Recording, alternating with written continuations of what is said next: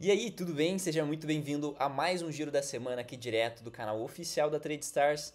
Já peço para você que, se não for inscrito, se inscreva, deixe seu like para receber mais conteúdos de atualização como esse.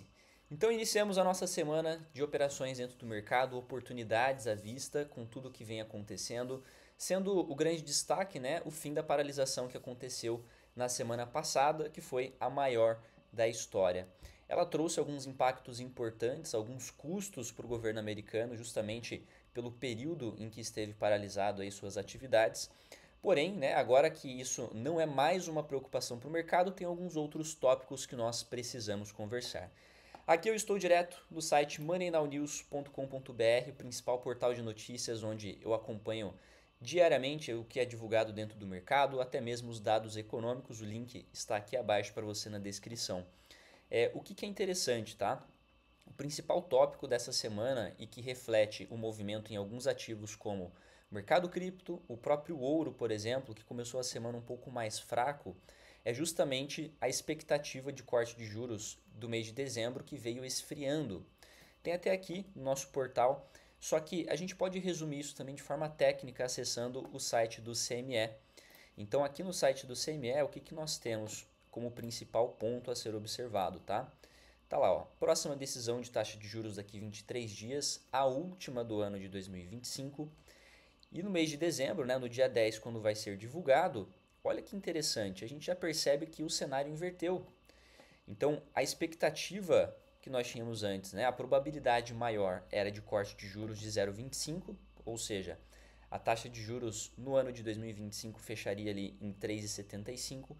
Porém, isso mudou. A probabilidade maior agora é que nós tenhamos uma manutenção dos juros, que ele permaneça em 4%. Aqui embaixo a gente consegue visualizar um histórico, ou seja, o corte de juros, né, para 3,75. Há um mês atrás a probabilidade era de 93%. Depois, há uma semana atrás isso caiu para 62%, um dia atrás lá para 44%, né, e mantivemos aí em 44%. Então, inverteu totalmente.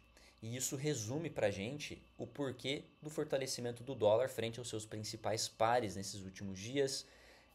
Esse movimento do ouro, que eu posso até compartilhar mesmo direto aqui no gráfico, a gente já consegue visualizar que o ouro começa o seu dia mais estacionado ali no 0 a 0, mas ele teve sim uma reação mais fraca no começo dessa nossa segunda-feira de operações.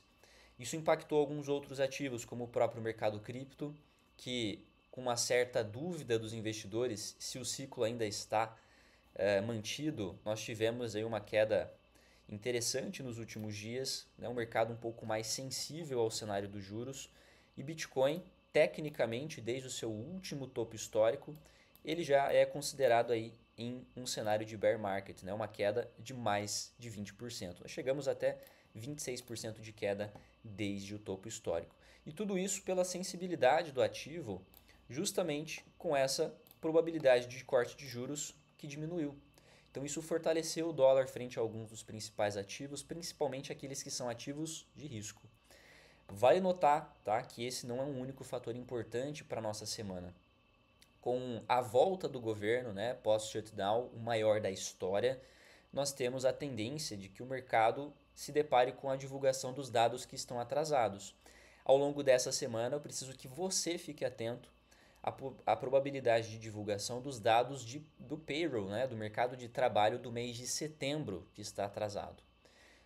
Ainda é uma dúvida de que forma o mercado pode reagir com a divulgação desses dados, já que nós estamos falando de dados bem atrasados, né? Nós teríamos que parar para pensar que nós temos payroll, né, os dados do mês de novembro, que deveriam ter sido divulgados ao longo do início desse período, e realmente nós não tivemos nenhum deles ainda, né? São vários dados que estão atrasados e devem ser divulgados pelas agências federais aí que estavam paralisadas pela falta do orçamento, beleza?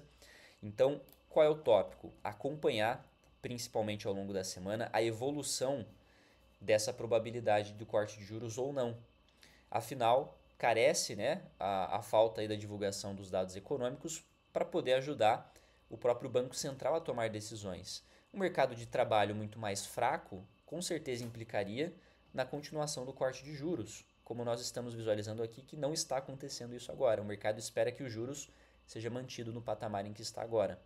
Se nós temos realmente, né, uma maior dificuldade do mercado de trabalho em evoluir, é provável que o Powell continue se apoiando numa política um pouco mais expansionista, que estimule até mesmo a economia americana.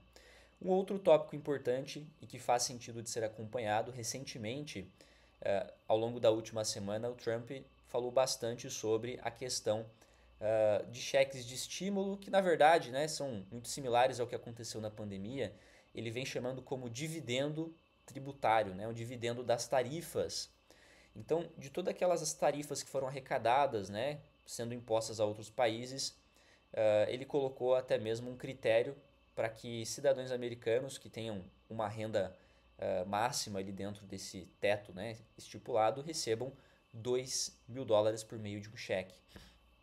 Isso já tiveram até estimativas, né, custaria mais de 600 bilhões de dólares para a economia americana e teoricamente isso vem, obviamente, lá das tarifas aplicadas aos países. O grande ponto, né, a situação central é que isso no passado, não muito distante da pandemia, estimulou e aqueceu a economia num nível bem diferente do que a gente já tinha visto. Inflou os principais mercados para um movimento de alta, como os próprios índices, ações, mercado cripto, nunca esteve tão estimulado quanto naquela época. Então vale a reflexão que se realmente um pacote como esse, né, de estímulo à economia, cheque à população, mesmo que o dinheiro disso venha das tarifas, vale mensurar o impacto que isso tem na força do dólar. Então é um dos pontos que eu colocaria, apesar de ainda ter um tempo para a gente acompanhar a divulgação e aprovação desse tipo de projeto.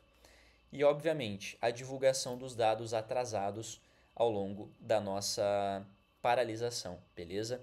Fica aí esse questionamento muito importante que você deve acompanhar ao longo dessa semana.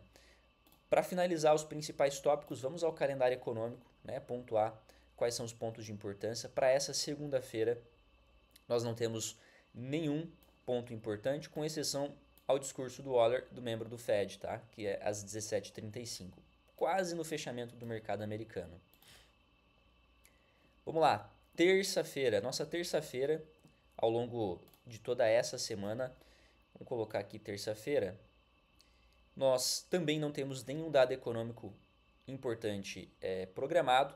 Vale notar que aqui tem a mudança dentro do ADP de semana, então 10h15 está programado isso, e como já carecia, já faltava a divulgação de dados para a gente, faz sentido que você acompanhe, tá? Mesmo esse dado estando classificado como de um tourinho, né? De baixo impacto para o mercado, é importante que você visualize como essa mudança no ADP pode impactar.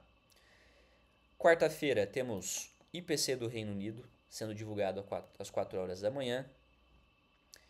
Estoques de petróleo meio-dia e 30, né? E atas de reunião do FONC às 16 horas, tá?